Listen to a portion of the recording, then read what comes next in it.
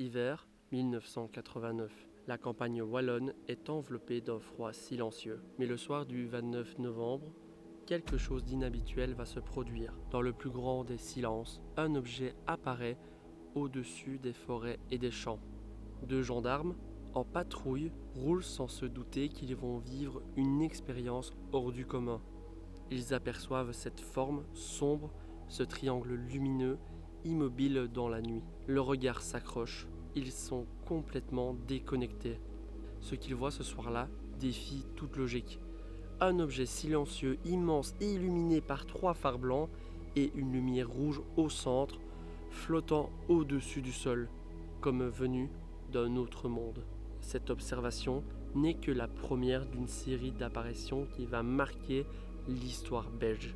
Une vague d'ovnis qui va semer le doute, provoquer la mobilisation de l'armée et jeter un voile d'étrangeté sur des milliers de témoins. Ce soir-là, le ciel belge s'ouvre sur un mystère que nous allons explorer ensemble dans cette vidéo.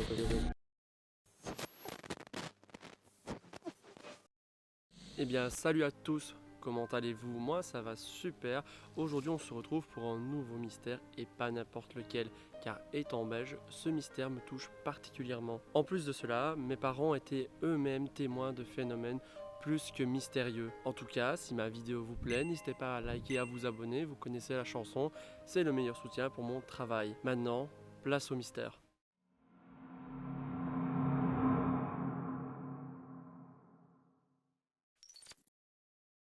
Nous sommes dans la campagne liégeoise à Eupen. Les deux premiers témoins sont de gendarmes et d'ailleurs leurs collègues vont même se moquer d'eux au tout début de l'affaire. Et pourtant, ce triangle noir silencieux dans le ciel va être un véritable cauchemar pour bon nombre de Wallons. À l'époque, les signalements étaient envoyés à la SOBEPS, la Société belge d'études de phénomènes spatiaux. Ils vont recevoir entre 1000 et 1200 rapports d'enquête entre 1989 et 1991. En Belgique, quand on pense avoir vu un ovni, on contacte la SOBEPS, la Société belge d'études des phénomènes spatiaux. Je crois qu'il y a près de 12, entre 1000 et 1200 rapports d'enquête ici. Ça, c'est uniquement lors de la vague. Oui, ce sont tous des cas qui ont fait l'objet d'une enquête sur le terrain. De 89 donc, à 91.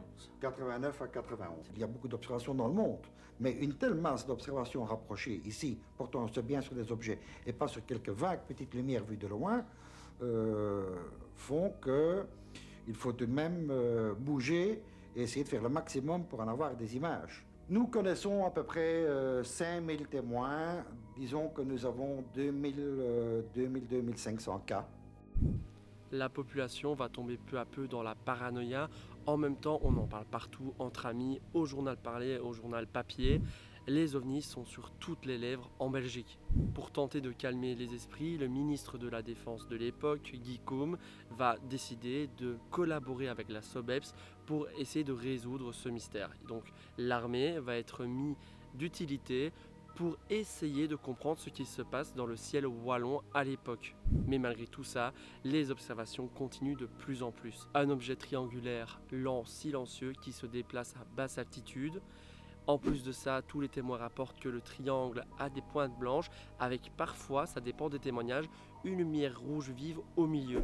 Ils sont tous unanimes, il n'y a aucun bruit à son apparition, c'est un objet silencieux qui se déplace lentement, on dirait qu'il tente de ne pas éveiller les regards. Ce qui rend les témoignages encore plus crédibles, c'est qu'ils se ressemblent tous. C'est tous tout le temps le même schéma, il n'y a pas un objet différent qui est observé ou une manière différente, c'est vraiment des gens qui disent on a vu un objet noir dans le ciel et des fois, c'est des dizaines et des dizaines de personnes qui ne se connaissent pas, qui habitent dans la même région et qui ont vu la même chose. Mais aujourd'hui, si je vous fais cette vidéo, ce n'est pas seulement par passion du sujet. Quand j'étais petit, ma mère me racontait souvent la même histoire. Elle et mon père se baladaient dans une rue boisée à Eupen, quand tout à coup, une lumière a ébloui tout le bois.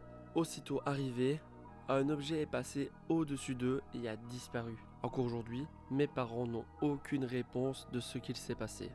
En tout cas, c'est ces témoignages qui m'ont poussé à faire cette vidéo et à me renseigner. Et plus je me renseignais sur le sujet, plus j'étais un peu étonné de ce qu'on pouvait découvrir. Mais l'histoire ne s'arrête pas là. Il y a aussi d'autres témoignages plus que crédibles. Par exemple, celui de Martine Matagne.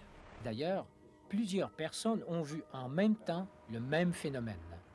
C'est le cas de Martine Matagne, speakerine à la radio-télévision belge. Le 21 janvier 1991, à 21h30, elle roulait en voiture avec son ami en direction de Namur. Tous les deux ont vu la même chose au même moment. Au fur et à mesure qu'on s'approchait de ces lumières, en fait, on s'aperçoit que ça ne pouvait pas être un avion. Tout d'abord parce que ce n'étaient pas les lumières habituelles d'un avion, c'était deux gros spots bleus dirigés vers le sol. Et ensuite, parce que ça ne bougeait pas. Enfin, au fur et à mesure qu'on s'approchait, on avait l'impression que c'était tout à fait statique. Et tout doucement, cet engin est reparti donc, dans la direction contraire à la nôtre, c'est-à-dire en direction de Bruxelles, mais vraiment comme sur un nuage, tout doucement, tout doucement. On l'a perdu de vue, on est reparti sur cette autoroute, et mon ami et moi, je me souviens, on ne se disait rien, sauf que quand même, au bout de 5 minutes, il est irlandais, et il racontait qu'il m'a dit un seul mot, il m'a dit « Well, that's it, I've seen a UFO ». Mais parmi tous les récits, il y a un témoignage qui va changer la perception publique du phénomène.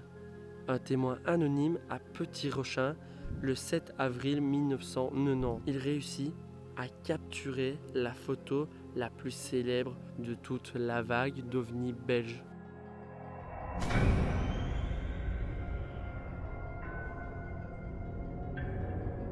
Sur ce cliché, on distingue clairement un objet triangulaire qui se déplace dans le ciel.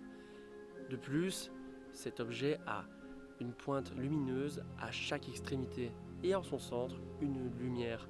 Cette photo va être prise plus qu'au sérieux car elle va être envoyée à l'école royale militaire belge pour être identifiée et surtout pour être authentifiée, pour savoir si ce n'est pas un fake. Pour pousser les vérifications plus loin, les experts vont même acheter l'appareil photo en question, un Praktica BX20V. Selon leur premier rapport, aucun trucage évident.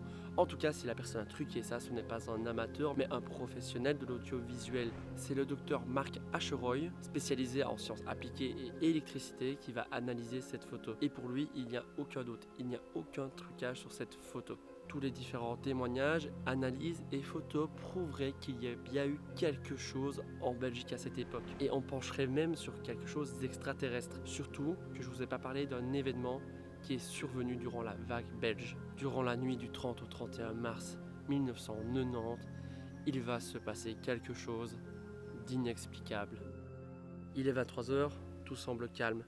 Mais à la base aérienne de Beauchevin, l'alerte est donnée. 2 FC sont envoyés d'urgence pour identifier un objet qui se déplace dans le ciel. Et les témoins qui ont lancé l'alerte, ce sont au départ encore des gendarmes. Mais ce qui pousse réellement l'armée à agir, c'est car 2 radars au sol vont aussi détecter que quelque chose se déplace dans le ciel wallon. Le CRC de Glon et celui de Semerzak confirment la présence d'un objet non identifié, avec un comportement totalement inhabituel. Les 2 chasseurs décollent donc d'urgence. Leur mission, identifier et intercepter l'appareil qui survole le ciel belge. Pendant près d'1 heure, les pilotes vont tenter de suivre à l'aide de leur radar les objets volants non identifiés. Ils vont exactement les verrouiller à 9 reprises, mais les objets vont se déplacer de façon plus qu'inhabituelle. À un moment, il passe de 240 km/h à 1770 km/h en l'espace de 2 secondes. Sans compter qu'en plus de ça, il y a des changements d'altitude plus que brusques et l'objet prend des virages de façon inexplicable. Le genre d'accélération que prend l'objet est de 46 G. Je ne suis pas très fort en physique, mais je sais très bien qu'un être humain en combinaison spéciale, donc un pilote de chasse qui est surentraîné, peut résister jusqu'à maximum 9 G sans en subir les conséquences. En conclusion, aucun être humain ne peut être derrière cet objet volant. C'est forcément quelque chose de non humain ou même une sorte de drone, c'est possible en soi, ou même des extraterrestres. Alors, de quoi s'agit-il vraiment? Car on a des photos, on a des témoignages, dont des témoignages de l'armée. Qu'est-ce que ça pourrait être? Une expérience militaire?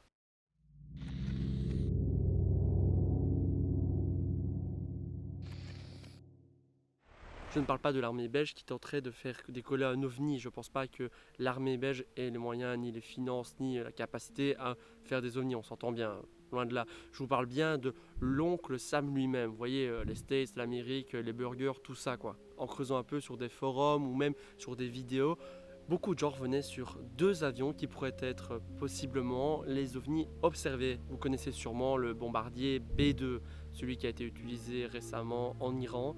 Et bien pour beaucoup de personnes, le B-2 serait à l'origine des observations enregistrées en Belgique, car c'est un avion furtif qui n'est pas capté par les radars. De plus, il est triangulaire et il est noir comme la nuit. D'autres personnes pensaient que c'était le F-117 Nighthawk qui était à l'origine des observations d'OVNI. Mais selon moi, c'est très peu probable. Oui, c'est des avions furtifs. Peut-être que les Amerlocs essayaient de tester leur furtivité, mais ça me semble plus que peu probable car le nom est là, avion furtif, il ne doit pas être détectable sur des radars. De plus, ces avions ne sont pas capables de faire du surplace, car selon certains témoignages, les avions faisaient comme du surplace. En plus de ça, le B-2 n'était pas encore opérationnel en 1990. Oui, son premier vol a bien eu lieu le 17 juillet 1989 sur le sol américain, mais c'était encore qu'un prototype. Il n'a pas fait encore de réels vols ou mise à l'épreuve sur des longues durées, c'était juste des entraînements de l'armée. Il est devenu seulement opérationnel en 1993, c'est là où l'armée ne l'a pas directement dévoilé, mais c'est là où les premières missions du B-2 ont commencé à avoir lieu. Et puis comme je l'ai dit, on parle d'un avion furtif, donc je ne pense pas que l'armée belge aurait pu détecter un avion furtif sur son territoire. Et de plus, les Américains vont pas essayer d'aller embêter leurs alliés pour tester leurs armes, car s'ils sont dévoilés, c'est le viol d'un pays souverain.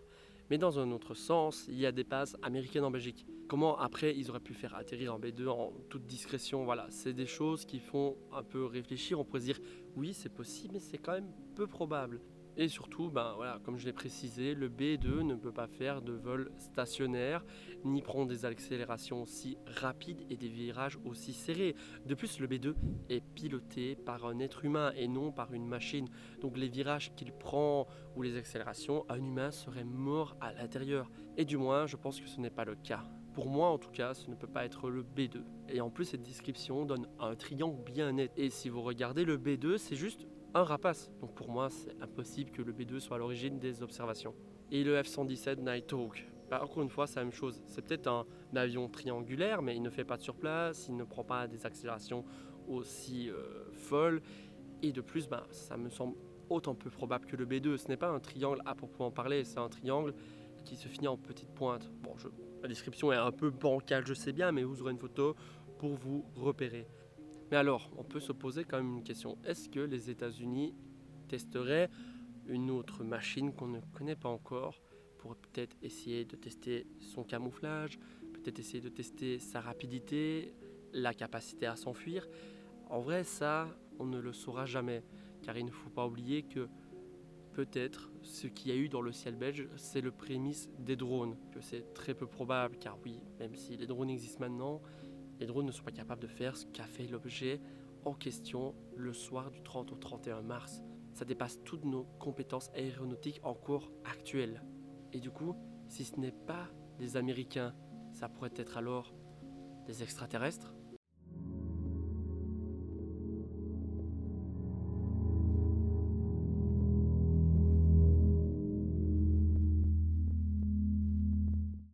Et si l'hypothèse extraterrestre était pour la première fois la plus crédible? Bon, je ne pense pas que les extraterrestres sont venus ici pour goûter nos bières spéciales ou notre chocolat, quoique une bonne value vaut bien un détour galactique, mais plus sérieusement, cette théorie est peut-être la plus crédible, car je vous rappelle que l'armée elle-même indique que ce qu'ils ont observé ce soir-là, ils ne l'ont jamais observé avant. Pour qu'un commandant belge se présente en interview pour dire que oui, il y avait des vols de quelque chose, que non, ce n'est pas un B-2, que non, ce n'est pas l'armée américaine, mais il y avait bien quelque chose d'inconnu et qui confirme que oui, les radars ont bien enregistré et que ce n'est pas une erreur, car quand même 4 radars, ce n'est pas rien. C'est plus que probable qu'il y ait vraiment eu le vol de quelque chose et non un bug. Et encore une fois, on ne parle pas juste de rumeurs. En plus de l'armée, des personnes, des villages et des villes différentes ont observé la même chose le même soir, à plusieurs kilomètres d'intervalle, et ils ne se connaissaient pas et ont dit exactement la même chose. Et en plus, des gendarmes qui vont aller témoigner, ce n'est pas n'importe qui, c'est des gens qui ont quand même une certaine prestance dans la société, comme des militaires. C'est des gens de confiance qui n'auraient pas vraiment l'utilité de mentir. En tout tout cas de ce qu'on sait encore maintenant, ces objets n'avaient rien d'humain, c'était quelque chose de totalement inconnu et c'est pour ça que ça a fasciné autant l'armée que les civils. Et moi honnêtement, un truc qui m'a marqué dans cette affaire, c'est que en général quand on est influencé par la culture populaire, quand on parle d'OVNI, c'est des soucoupes volantes, des cigares, mais là franchement ça n'a rien à voir avec ce qu'on entend d'habitude. On parle d'un triangle lumineux, c'est bien loin d'un simple ovni, une simple soucoupe volante qui passe au-dessus de chez vous. C'est des gens qui disent vraiment avoir vu un objet spécifique. Pour moi, c'est le seul point où je serais prêt à croire la plupart des témoignages. Et pour moi, en tout cas, ce qui rend cette vague belge unique et incroyable, c'est surtout que l'armée a confirmé qu'il y avait bien quelque chose. Ce n'est jamais encore arrivé dans l'histoire et encore maintenant, ça n'arrive pas. Même avec le cas de Colares, l'armée a totalement nié ce qu'il se passait. Ici, l'armée a bien porté ses couilles, a bien dit les gars, on ne sait pas ce qui se passe, nous, franchement, ça nous dépasse. Et franchement, ça, on peut souligner que l'armée belge, elle a été honnête avec ses citoyens. On ne pourra peut-être jamais l'affirmer en tout cas, mais cette fois-ci, on peut vraiment se poser la question de « et si cette fois-ci, ils étaient vraiment venus ?»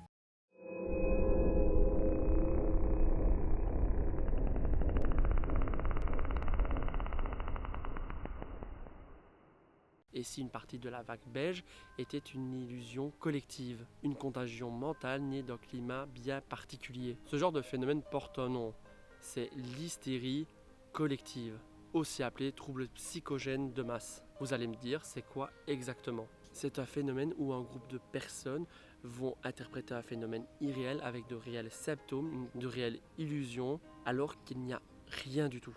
Et c'est souvent déclenché par un événement stressant ou marquant, une pression sociale ou culturelle très forte, ou une rumeur virale et des témoignages publics comme des témoignages dans des journaux papier ou télévisés. Et en plus de ça, ce genre de phénomène n'est absolument pas rare dans l'histoire. On en a recensé des dizaines et des dizaines d'hystéries collectives, de groupes de personnes qui pètent un plomb sans aucune raison. Ils deviennent complètement fêlés. Par exemple, le diable dans l'école de Tanzanie en 2008. En 2008, dans une école de filles de Tabora, en Tanzanie, un événement étrange se produit. En pleine période d'examens nationaux, plusieurs élèves s'évanouissent, se mettent à hurler, à pleurer. Certaines affirment que le diable les a attaqués. L'ambiance devient chaotique, les professeurs autant que les élèves disent qu'un être surpuissant les a attaqués et des rumeurs rôdent tout autour de l'école assez vite, comme quoi le mal serait là. Mais en réalité, il n'y avait aucune présence surnaturelle. Ce qui s'est passé là-bas, c'est une psychose collective. En fait, ce qui s'est passé là-bas, c'est avec la pression des examens, des croyances religieuses assez fortes. Dans de rares cas, tout ça fait un mélange qui peut amener à des hystéries collectives. Il suffit qu'un élève en stress pense avoir vu quelque chose dans son imaginaire et commence à paniquer, à peut-être crier. Et d'autres élèves qui eux aussi sont en stress vont aussi commencer à développer les mêmes symptômes, à paniquer, à voir des choses et ça peut vite se propager. Je ne sais pas vraiment comment ça fonctionne. La psychologie, c'est assez compliqué, surtout la psychologie de groupe.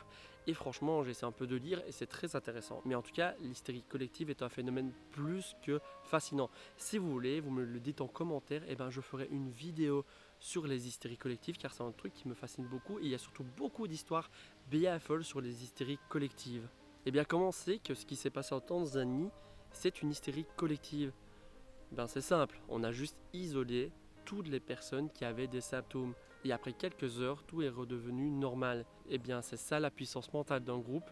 Comment juste une personne ou un groupe de personnes peut influer toutes les personnes autour à biaiser leur témoignage et leur vision de la réalité. C'est vraiment plus que fascinant. Et si c'était pareil en Belgique ? Car à la base, nous avons des observations de 2 gendarmes qui apparaissent dans les journaux, que ce soit parlé ou écrit. Et puis de là, des gens vont commencer à vouloir observer aussi des phénomènes qu'on voit dans le ciel.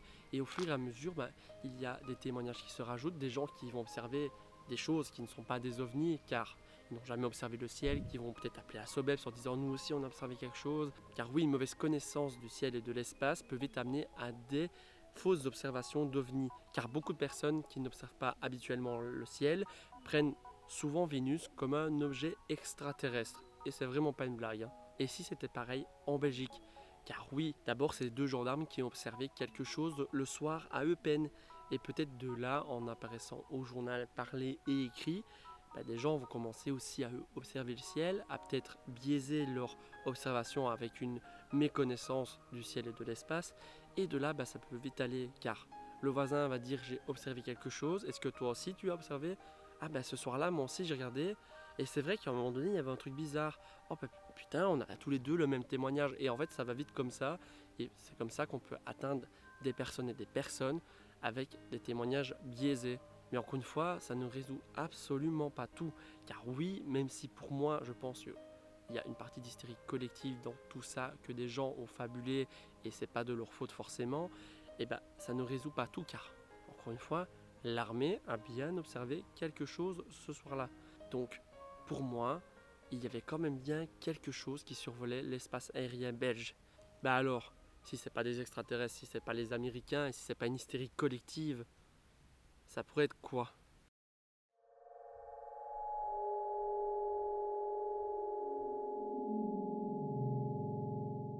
Un canular. Oui, je ne vous ai pas tout dit. Car oui, je vous ai caché quelque chose.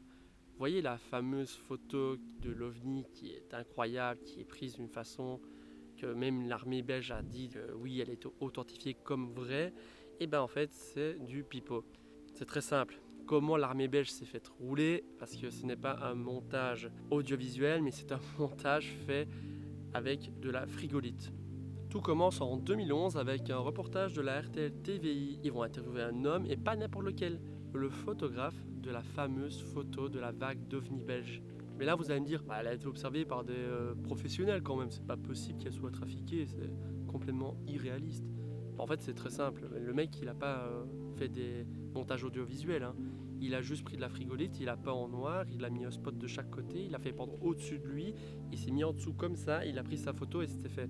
Mais le pire dans tout ça, c'est que cet homme ne voulait même pas qu'elle paraisse dans le journal. À la base des bases, c'était une blague qu'il voulait faire à ses collègues. Car Patrick, tout juste âgé de 18 ans, bossait dans un garage. Il s'est dit, en entendant parler de la vague d'OVNI belge, ça pourrait être drôle de faire croire à mes collègues que j'ai fait une photo d'un OVNI que je l'ai observé.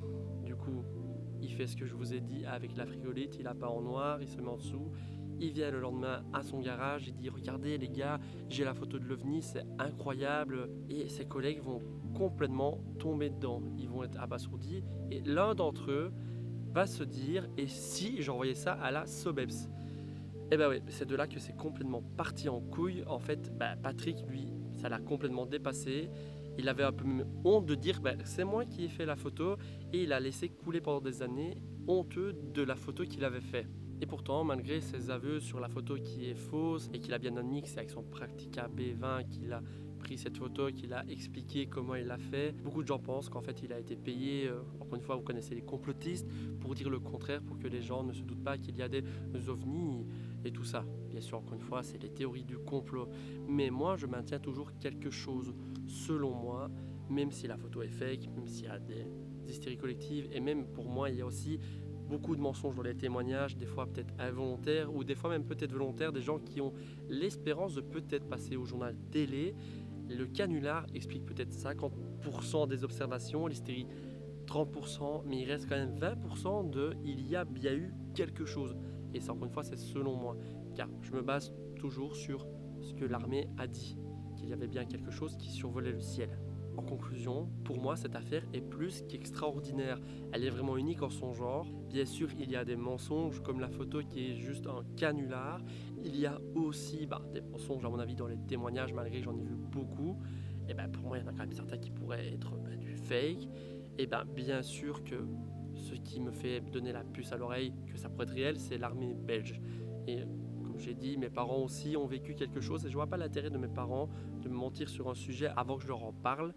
Donc voilà, alors dites-moi ce que vous en pensez. N'hésitez pas à mettre en commentaire toutes vos théories. Et si des gens dans votre entourage ou votre famille ont vécu la vague d'OVNI belge, vous pouvez aussi me transmettre vos témoignages. Je me ferai un plaisir de tout lire car c'est un sujet qui me fascine vraiment énormément. Et si vous avez aimé cette vidéo, n'hésitez pas à liker et à vous abonner car c'est vraiment le meilleur moyen pour me soutenir. Moi, en attendant, je vais vous laisser ici. On se retrouve bientôt pour de nouveaux mystères. Ciao!